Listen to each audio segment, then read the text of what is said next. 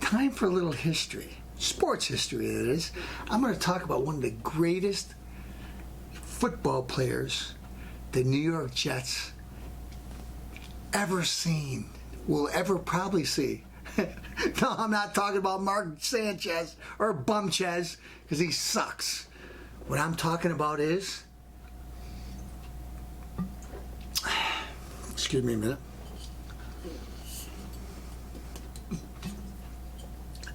And one's for you, Joe. Broadway Joe. Castellano. How could you talk about a guy that was born before your time? Not quite true. Castellano is a young, I started back over in 7th, 8th grade, and I went on to high school. Joe Namath football camp. Wellsville, Massachusetts. What do I know about Joe Namath's football camp? Let's see. I saw Jim Kick there. I saw Larry Zonka there. Bob Tucker from the New York Giants. Randy Vataha from New England Patriots. A great receiver. Who else you see? Franco Harris. Rocky Blair. Became good friends with him, as a matter of fact. You heard my episode a few weeks back about Doan. Mike Safai went with me to join the football camp. And little to my surprise, I come back to the room, and in between practices, I come back exhausted. Who's there sitting on the bed, going over the plays with my good friend Mike Safai, Rocky Blair himself. Hey, this is what you got to do on the halfback option, and this is what you got to do in there. And I'm sitting there dumbfounded. He says, I've been going here for 5 years, and I've never had this kind of thing. What does this guy got that I don't? But anyways, I listened to everything Rocky had to say. Rocky Blair lost his toes in Vietnam. He had like 2 toes on his face, 3 toes on his foot. And the guy came back to play in the NFL. He went, spent a couple years in Vietnam, and he came back to become a big star. But we're not talking about Rocky Blair today. We're talking about Joe Willie Namath. We're talking about a player that hurt his leg so bad for Albany when he played, before he even knew what surgeries. Because I had surgeries back then, a similar time period, but I wasn't playing pro. I was playing high school ball.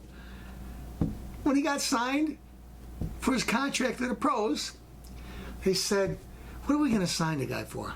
At the time, people made peanuts. What are we going to sign for? His agent says, not his agent, he's one of his buddies, said, $1 million. They said, agent said, no, $2 million. Are you kidding, $2 million? Nobody gets $2 million. Well, guess what? Joe Namath asked for $2 million. He got it.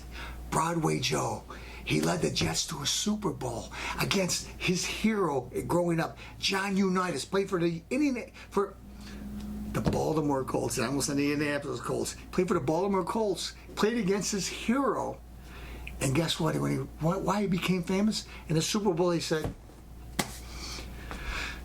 Mr. Namath, how do you think you guys will do today? He goes, we're going to win the game. You sure about that? I guarantee it. Guess what? His guarantee came true. They won the game, went on big sports bars. The guy wore mink coats.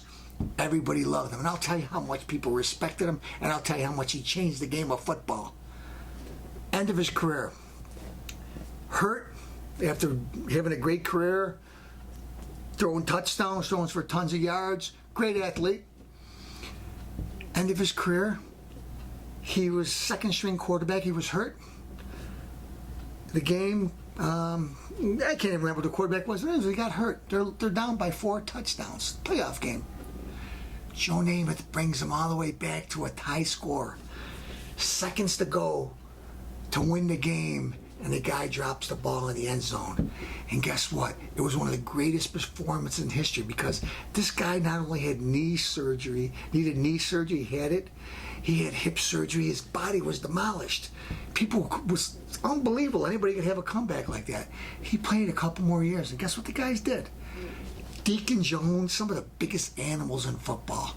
when they went over there and Joe Namath was going to pass and he threw the ball away, they didn't smash him like they can. Especially in the old days, the rules were changed.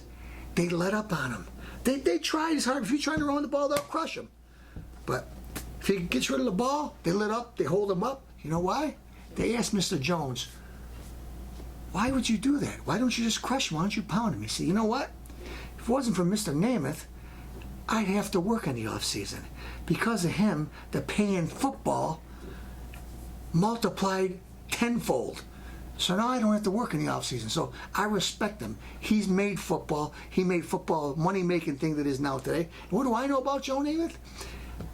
When I went to his camp, Joe Namath was playing softball with the pro football players against a radio station.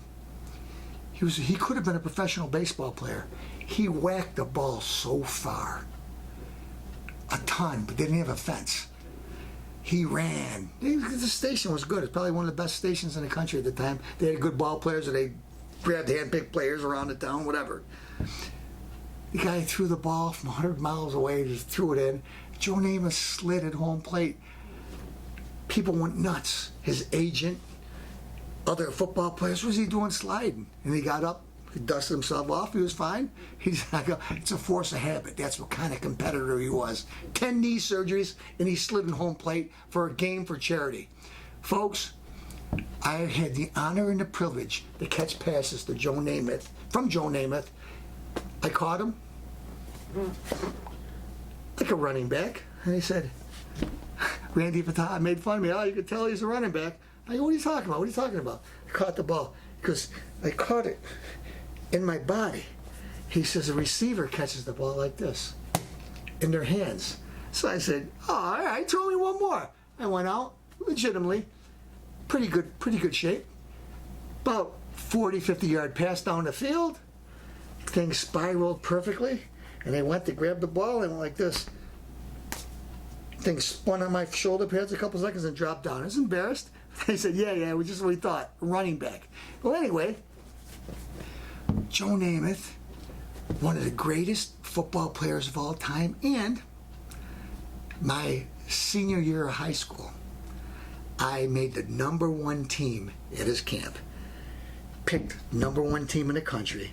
They had the best football players. They had the best scouts. They had the best coaches from college. And I made the #1 team. But guess what poor little Ricky did? That year, a couple of young girls, well, I was young too, needed a ride. I was jogging after practice for a couple extra miles on the track, me and another guy, figuring, let's get a little workout in. The big game is Sunday. Or Saturday, I'm sorry, the game was on Saturday. Let me jog around. Pretty girls, I gotta admit they were pretty, but could you please take us home? We don't want to walk. Oh, it's a long distance. Rules were, don't leave campus. They told us don't leave campus. Hey, we're all the way on the football field. The campus is way back there. We walked the girls home. We came back. We were chased. They didn't know who we were. We were scrambling around, running around for a long time. Finally got caught. We didn't get kicked out of the camp, but we weren't allowed to play in the main game. So my senior year, I was a big time star. Fastest guy at camp, probably one in the country. And guess what? I couldn't play. Why? Because they didn't obey the rules. But guess what? That same year, Joe Namath got caught for breaking the curfew, and they let him play. So I guess things even back then, if you're a big time star, the rules are different for everybody. But anyways, I'm happy. I learned a lot from him. Learned a lot from the players at camp. Joe Namath, you'll go on in history as one of the greatest. Castellano says, even though there's like a swig in there, this one's for you.